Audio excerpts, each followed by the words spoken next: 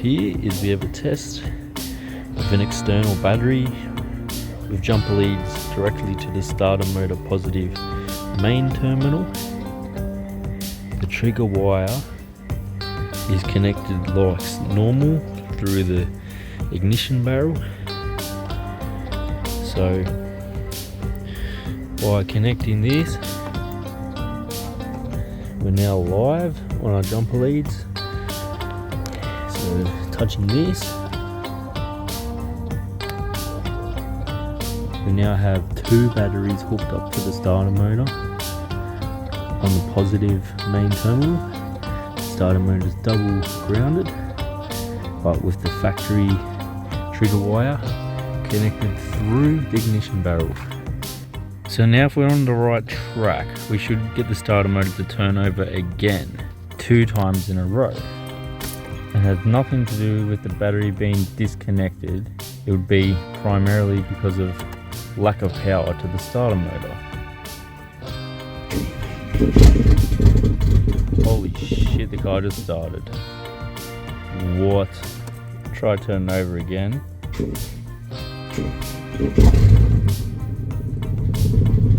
It's running.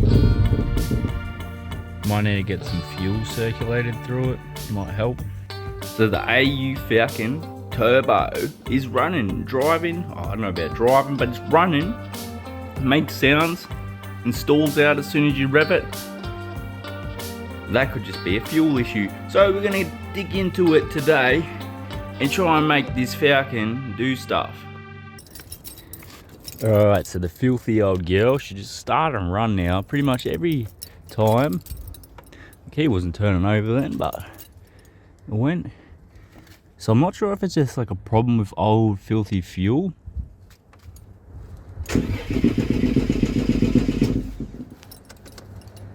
See, because if I had good fuel pressure, it'd be starting like instantly.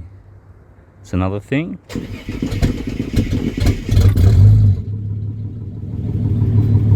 it's running. And then it keeps doing that. Like just running for a sec, and then it turns off. And if you try and rev it, it will just die straight away. But we'll keep trying just with like the fuel, because it could be like filthy stale of fuel. It might not be fully bled, the whole system. See how it's not starting instantly? It's almost like there's no fuel in the rail. Like, not enough. And I'll try and give it a bit of rev, and it instantly just dies. I mean, it could be something to do with the tune as well. So it's either like a problem with the tune, or we've got like a little bit of a problem just with the fuel. Isn't really doing its thing.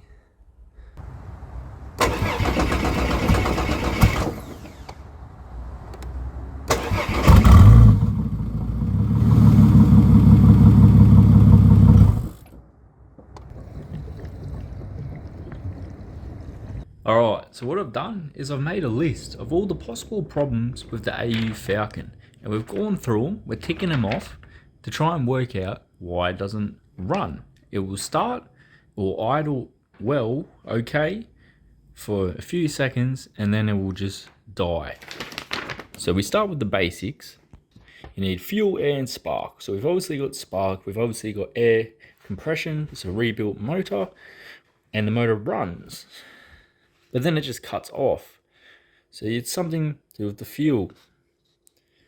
So then the types of problems we could have with the fuel system are we could have low fuel. So we've just added 12 litres of fuel.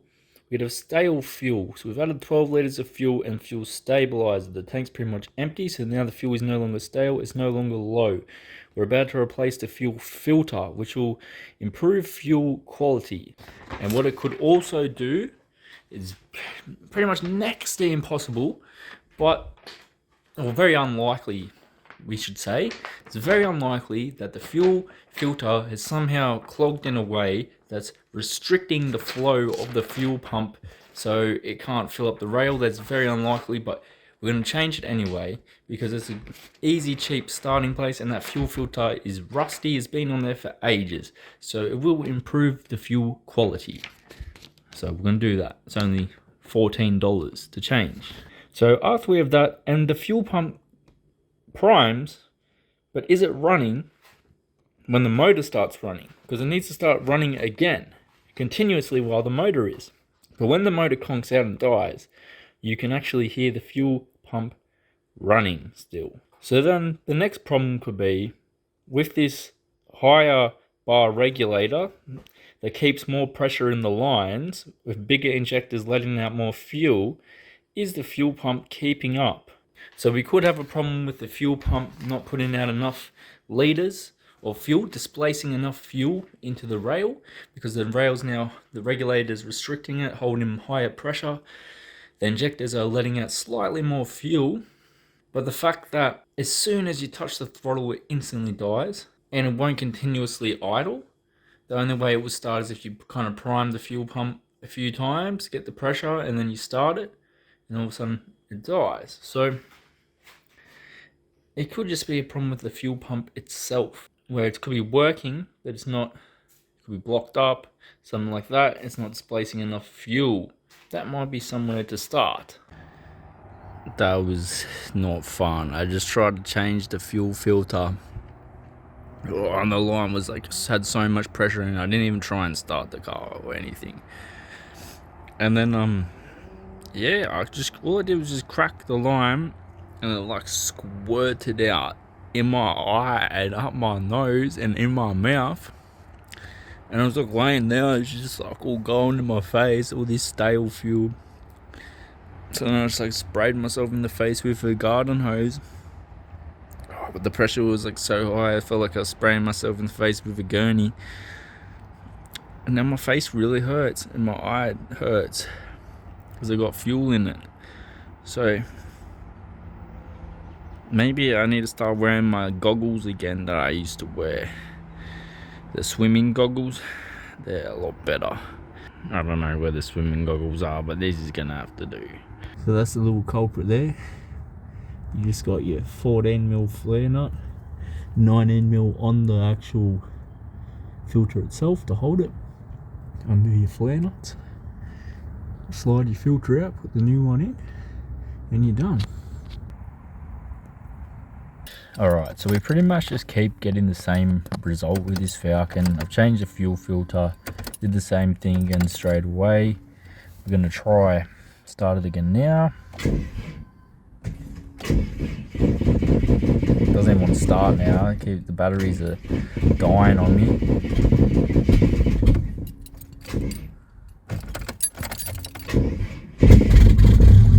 We've got plenty of fuel in it now. It runs, but then conks out. So the fuel level's up. We don't have low fuel or anything. The fuel's not stale. We've just improved it by changing the fuel filter. There's fuel stabilizer in it, heaps of fresh fuel. So the next thing is possibly the fuel pump's not working properly. So we've got this Ford Falcon here, and we're gonna take off the ute tub to change the fuel pump. Sounds like a big job, but apparently these tubs are pretty easy to take off. So the first things first, we're gonna undo the tail lights and the reverse light with the wiring plugs. It says online to take out the tub liner, so we're gonna do that. Alright, so we've had the first problem with this red ute. Because I haven't opened the tailgate for so long, it's like rusted and seized shut. So I'm gonna try and smack the latch with a hammer and see if I can open it. I've sprayed some rust spray in there, but it's not really doing anything, so I'm just gonna try and see if we can open it with a bit of force.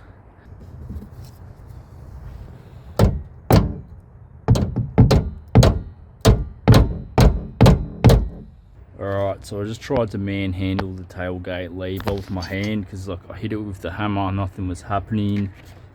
Basically, it made this big like sound. I think one side unlocked and then I think the other side's broken. So now I've got to do what I should have just done at the start and undo the plastic cover to take it off nicely, but now I've broken it. So yeah, great. So we managed to slip out the back plastic. The tailgate's stuck shut. So we've worked out on this side here, this pin is just jammed. It won't unseize. I was hoping I might get some more access, but apparently not. Looks like it just come out. So it might not be that hard to fix by the looks of it.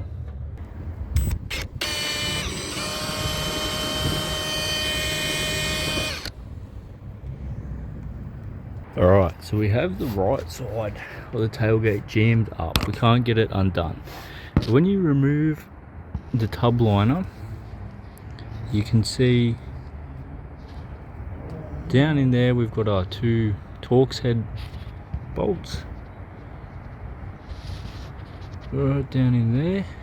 So if we undo those, we'll be able to open the tailgate, because it'll separate the locking mechanism from the tub itself. So we've got the tailgate open by undoing the bolts. We've got our seized up latch right here. Tub liner is out. So after we get the tub liner out and your tail lights out, you want to try and get your wiring loom out from your tray. That way you better pull your tray off pretty easy.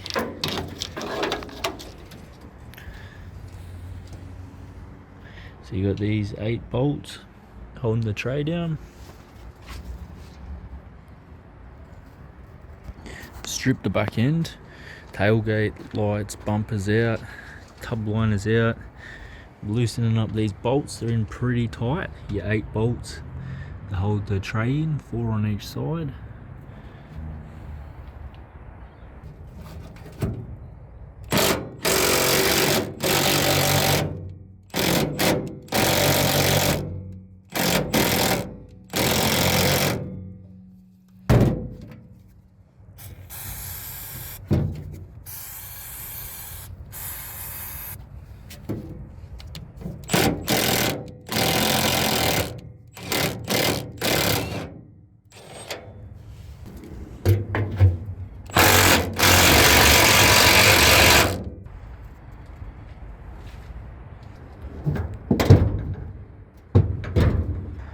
So the tray is unbolted. I'm just trying to wiggle it back. I've got it maybe 2 centimeters. It's pretty heavy, especially trying to do it by yourself.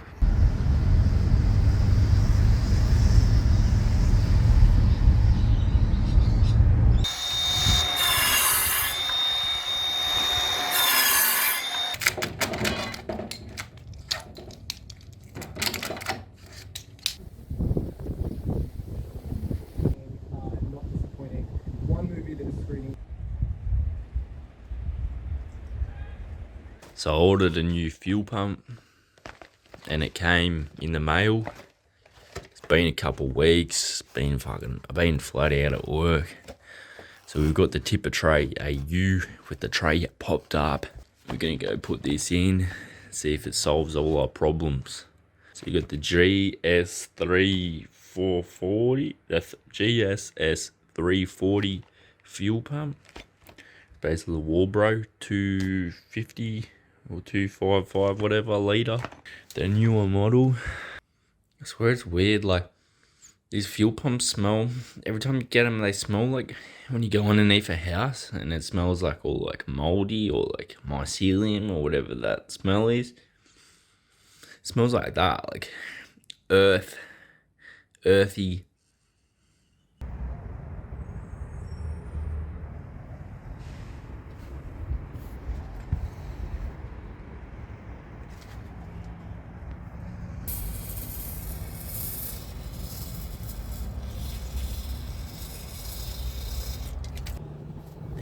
So I've got these little plastic things and you stick them in and that will push up the pins, and then you can try and wiggle your fuel hoses off. So you gotta have, it's a bit tricky, you gotta have them on both sides. Try and work out how to even get them in there, poke up the pins and then slide them off. Alright, so we've got this big collar you got to spin off, and you can get your fuel lines off. You can take your fuel pump out, hopefully if it's not attached to anything. Have a look. But yeah, you should be able to take your fuel pump out pretty much now. At least get to it. Alright, so some guy is coming to apparently buy the black Skyline tomorrow night, 8 o'clock, for 14 grand, which is, it's like an alright price, kinda.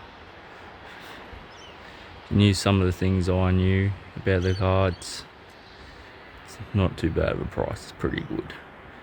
Anyway, so we have this fuel pump assembly out of the red Ute right here. I'm gonna change it with a Walbro, the new model GSS340, something like that.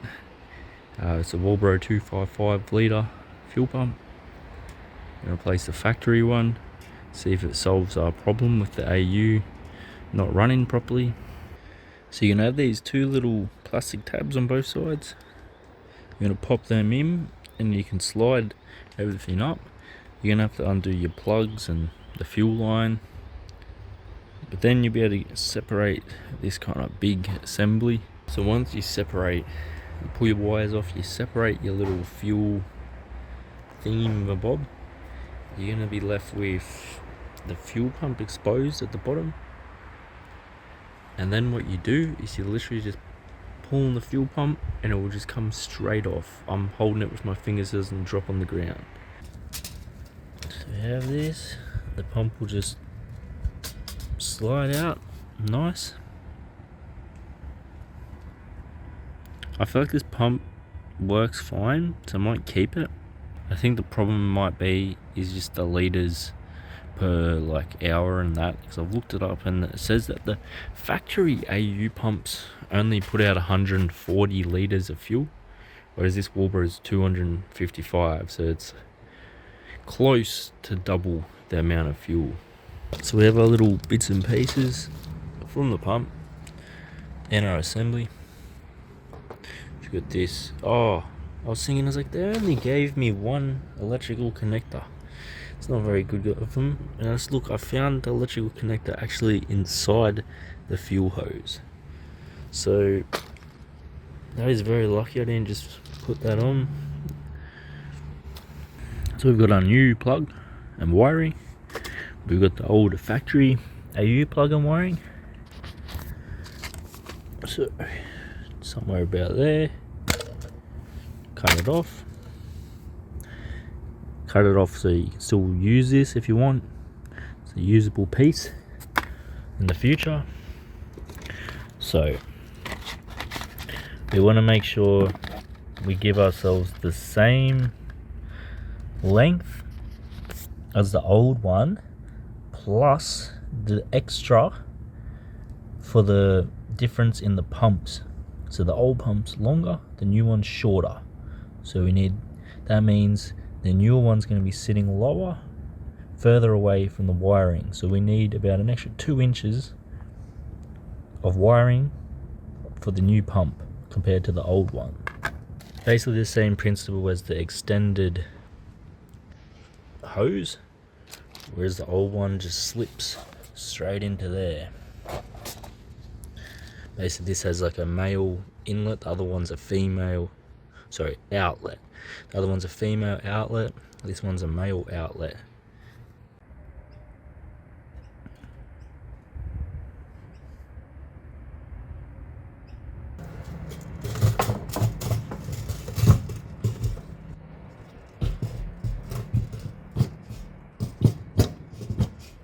Alright, so I've installed the new fuel pump, the higher litres per hour delivery fuel pump. It's installed, as well as there's just a new fuel pump in general. So it rules out broken fuel pump, it rules out not enough litres. So we've upgraded the regulator, so that means we're going to need more fuel being delivered to keep up with that higher pressure. can hear the fuel pump definitely running. It doesn't even want to turn over now. Come on, man, just... Alright, it's running. It has a new fuel pump. Should be getting heaps of fuel.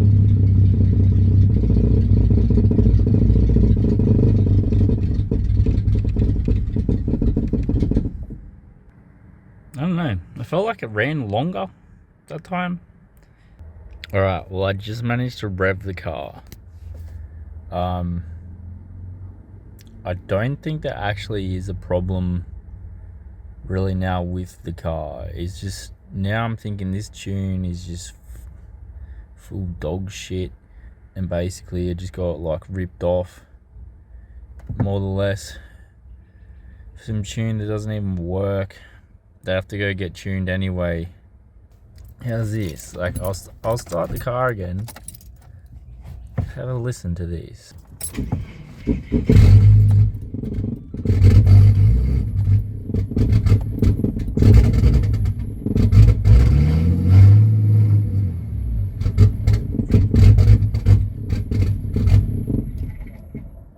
See, that's how it runs with this tune from TI Performance.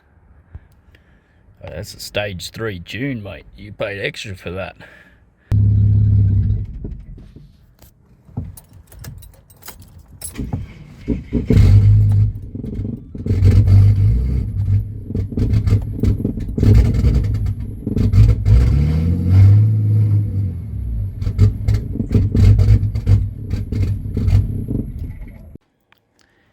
Alright, so I've come to the conclusion that this tune file is actually just no good. So what I'm going to try and do now is just modify it and start playing around with it, and then see if we can make the car actually run normally. So I spent last night just looking over the tune file, comparing it to a standard AU non-turbo file. So then I've noticed a few things, like there is some slight changes. In the spark table, you'll notice that in the stage 3 tune, they made some certain RPM ranges, they've made it a bit safer, where they've made the spark not so advanced. They've retarded the spark slightly, a fair bit actually, like by 20 up to 20 degrees, but in certain rev ranges where it would be dangerous, like with high boost and all that type of stuff. So the other thing I've noticed though is the injector scaling is the exact same the injector slope for a standard AU injector. So from what I've looked up for the Barra injectors, I've come up with two different numbers online. One's 24 pounds or 28 pounds. People are saying are the same injectors. But when you put in the upgraded fuel regulator, that increases the fuel in the rail by about just over 15 to 20 psi. And then they now turn into 37 pound injectors for the flow rate or whatever. Alright, so we're in Tuner Pro. I'm just going to make some adjustments to this file, and then we can see what it does to the car. So straight off the bat, that's 19.8 pounds an hour. So the factory Barra one's meant to be either 24 or 28. With the higher rail, it's meant to be up to 37. So let's just say we're at 34. So we just changed that heaps, man. It's almost doubled that. And if you look at this fuel startup table, so if you look at the fuel startup table, this multiplier is referenced on the seconds of the car running, so like 3, 5, 10, and you can see it's got a multiplier which is changing the amount of fuel for the first 3, 5, 10 seconds, and then it drops off and the car turns off. Funny enough, consistently after about the same amount of time. Do you see the pattern here where the fuel's changing? Now apparently this number, the higher the number, the less fuel. So a negative number apparently means positive. That's something we can change with, but on the normal fuel multiplier table, which this is the same as a factory AU table I've looked up, is pretty much the exact same. I can't remember, but from last night, but I'm pretty sure there's no differences. It's the same table. So we could potentially change these numbers and get them somewhat similar to these. The only thing is we've got different references. See, that's RPM versus degrees of timing up there. And that's seconds running to manifold pressure. So that's something we can play around with. But first things first is we're just going to go with this injector slope. We've changed that heaps. We're going to see what it does. We're going to save the bin as stage 3 Falcon dot SSV1 because sitting sideways version 1 tune. Save this file. So now we're going to upload this file to the chip because I've got 2 chips. So we're going to start the car with 1 chip. Then we're going to start the car with the chip I made the changes on and see what difference it makes. Does the car run better? Does the car not run at all? Then we can start changing one thing at a time, see what it changes, see if we can get it to go run properly. So I get a laptop. I can actually probably read these AFRs, so I need a laptop really, but at the moment we're just going to have a little bit of a guess and then see if we can just make the car enough to drive.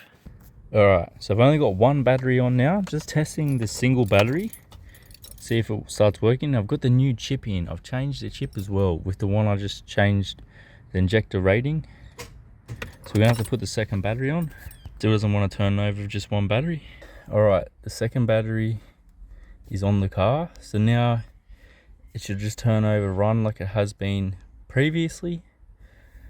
We've changed the flow rate of the injectors astronomically. It's pretty much doubled now, so we'll see what difference it makes on the car.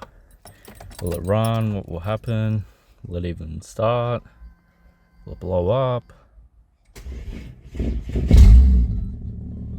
running. It just did basically the exact same thing. What happens if I try and rev it?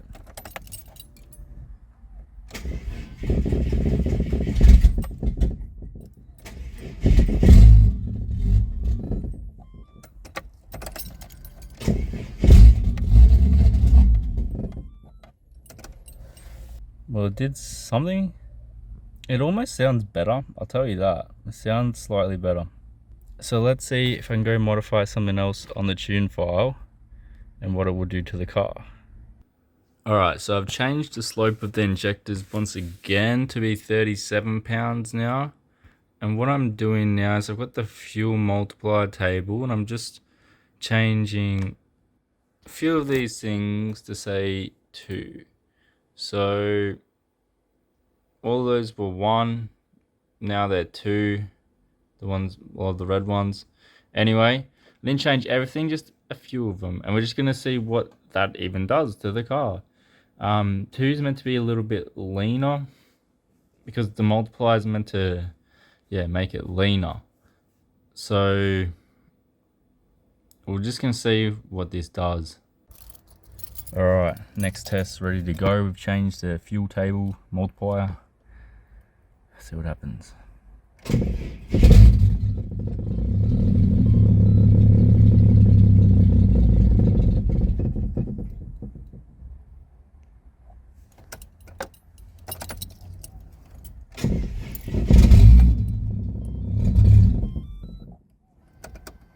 I swear it's not even changing anything.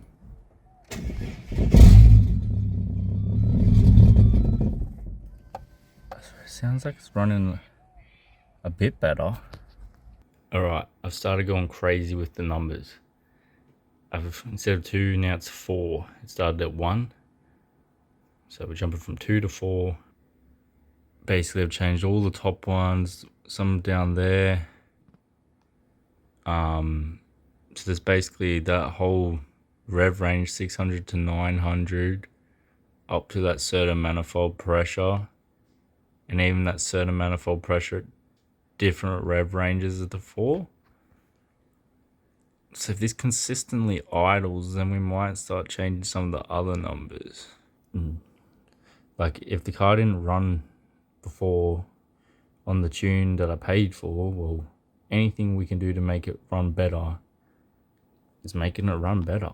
And then all I need to do is reference it to an AFR ratio, see if it's safe, but that will come later on. I need a laptop instead of walking inside, outside to change a little number every single time to see what it does. If we had a laptop in the car, we could just be going at it. Alright, here we go on fuel multiplier number 4.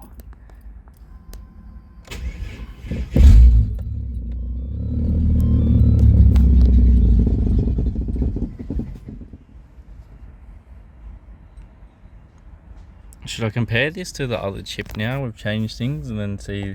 Alright, we'll do it 2 more times, then we'll change it to the other tune, see if it's any difference.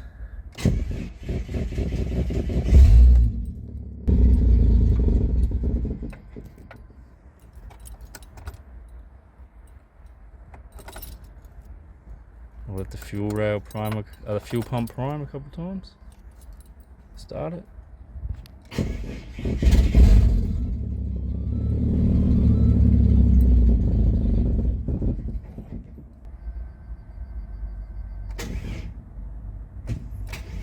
That's what I should.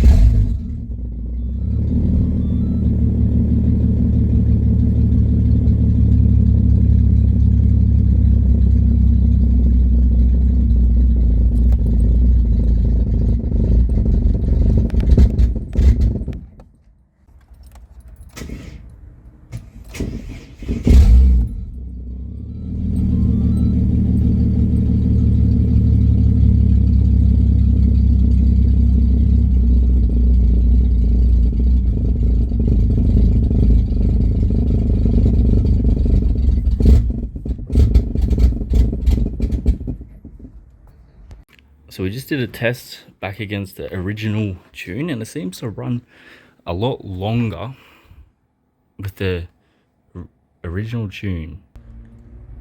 Alright, so I just compared it against the TI tune, and it ran for heaps longer, but seemed to be a lot rougher.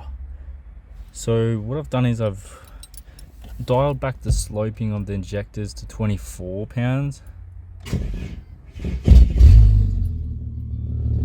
But I kept all my number 4 fuel multipliers. So what if I get rid of the fuel multiplier?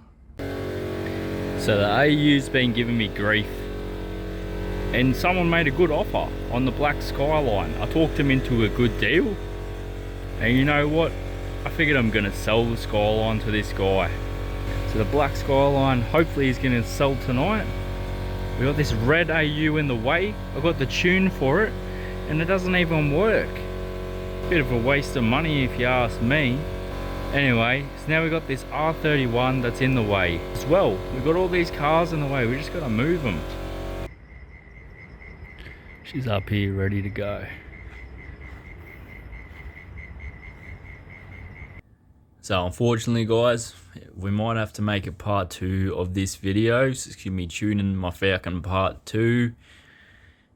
I sold the battery for the Falcon by accident, on purpose, a bit of combination. So I don't have a battery to run the car now. We didn't really progress with the tune. We've got some understanding, but we're gonna get a laptop and we're gonna put, it's got a wideband controller, and I'm going to try and hook it up so we can read just some sort of ratios, values, along for laptop in car at the same time. And in the next episode of this ute, we're going to try and actually just tune it in my backyard to a drivable state, then rip a skid in it.